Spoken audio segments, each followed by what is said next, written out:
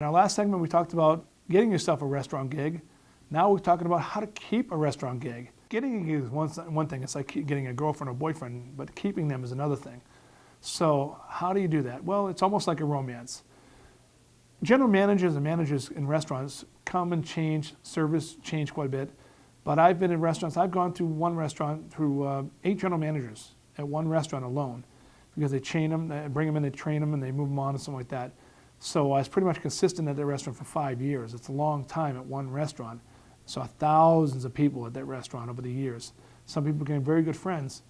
If you build a following of people to come back every single week to see your magic, how would you do that?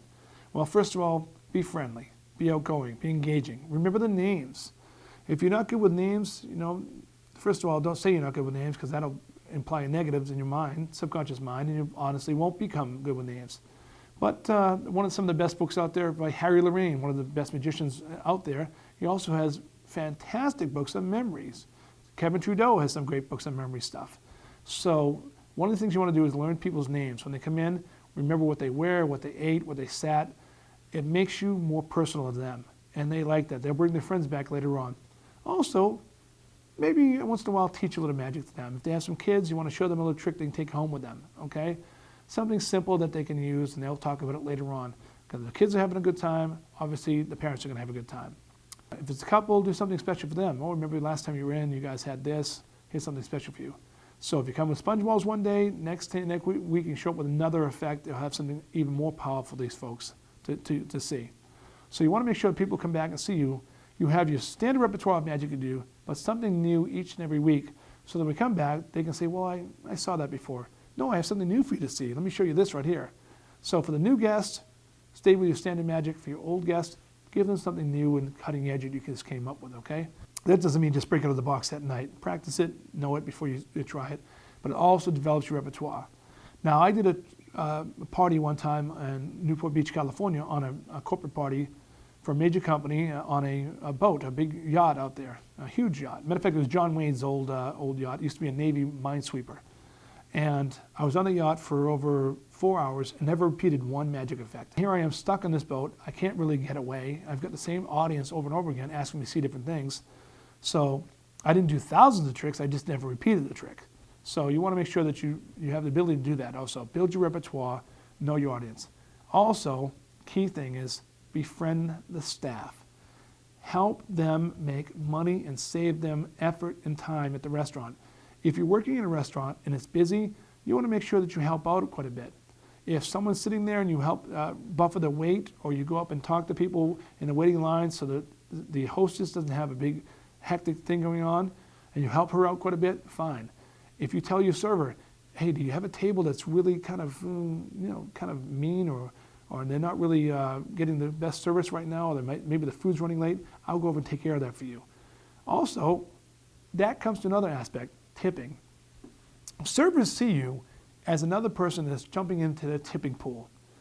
Now, servers, on average, most get paid minimum wage, okay, or slightly above that. Now, it's an admirable profession. In Las Vegas, some of the servers out here can make up to $100,000 a year. That's not the case in most parts of the country.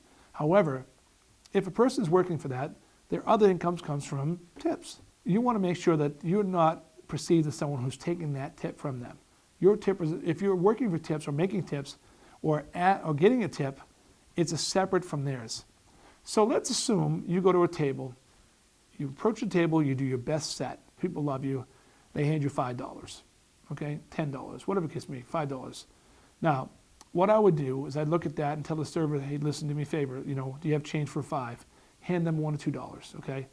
It's no sweat up your nose because you'll have another table later on. But that rapport you built with that server will go leaps and bounds to help you later on. It'll help you with the management, help you with building rapport with these people, and it'll make you look like you're a team player. Now, of course, if you get a $1 tip, I would just say, you know what, I appreciate it very much, and I would hand it to the server anyways and say, listen, that's all they really tip me, but I want you to have it. And say, because it's better to make friends with the server staff and have them like you, enjoy what you do, then of course to go ahead and have them against you, because other people are going to go back and pretty much talk behind your back if they don't like you. You don't want that. On that, occasionally involve a server If it's a little slow, involve them in a trick. You may do a card vanish and make a card vanish from a deck and make it appear inside the server's checkbook or something on that level, or do a psychic effect where the server gives away as a lead, for example. They give away as a shell. It could be a bunch of things, but try to involve them occasionally. Because when people feel involved, they feel part of the team. When they feel part of the team, they feel like you're part of the team. That's what you want. So make sure you befriend the servers, make sure you please your guests, and have them come back again, and try to remember people's names, okay? I just happen to know the servers' names and try to get a rapport with them and see them later on and ask them if I do something special for them. And if their friends came in, I'd make sure I took care of their friends and did magic for their friends also. So befriend your servers, get to know what they like, involve them in your act, let them know that you're not there to take their money away from them, that you're here to help them make money. One thing you want to let them know is that when people are happy and they're having a good time at a restaurant, people's inhibition's lower.